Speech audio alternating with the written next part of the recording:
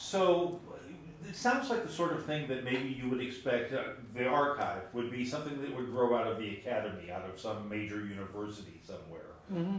Why is it, a fellow in the Presidio here doing it as opposed to, Harvard or Yale or Stanford or...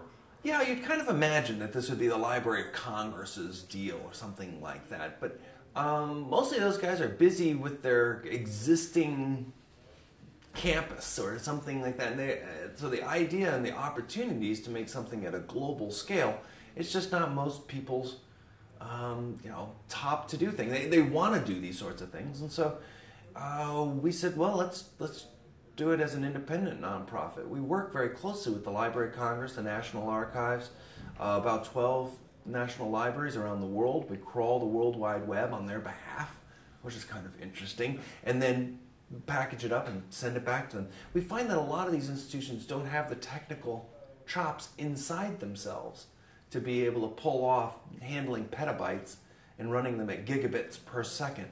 And so we play some of that back-end role for them. But we're really trying to get those guys to modernize and infuse it into their way of being.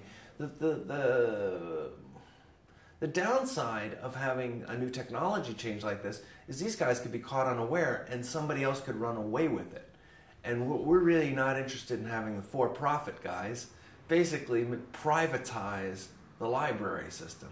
What we really want is the library system to move forward in its full public spiritedness and public support way.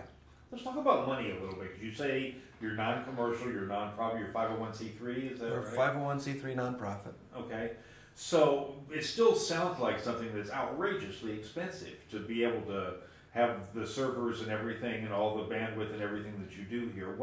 Can you give me an idea of what the monetary scope of this is? Sure. This place is a drop in the bucket. If you look for the whole library world, of course, it's still a lot of money. We're between $5 million, something like that, sometimes up to $10 million a year to operate this kind of a place.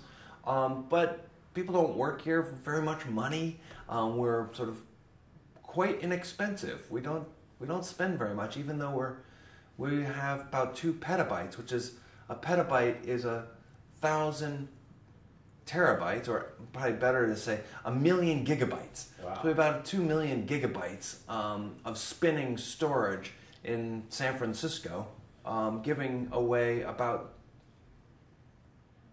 20 terabytes of materials every day to the world. Yet it's very inexpensive to do. Yeah. The library system is a $12 billion a year industry in the United States. $12 billion. So we're peanuts. I just think that more of the monies that we currently spend on libraries should go towards digital services. More and more people are using digital materials as a big part of their lives, yet we just don't seem to be really stepping up in many of the ways. And so we said, all right, we'll do it independently. So we're an independent nonprofit. We get our money from foundations, from national libraries, give us money. Actually also a couple of corporations, Yahoo and Microsoft, fund book digitization. So we find that we work pretty well building this library, even though we are a nonprofit. Where is this physically? Where does this data sit physically?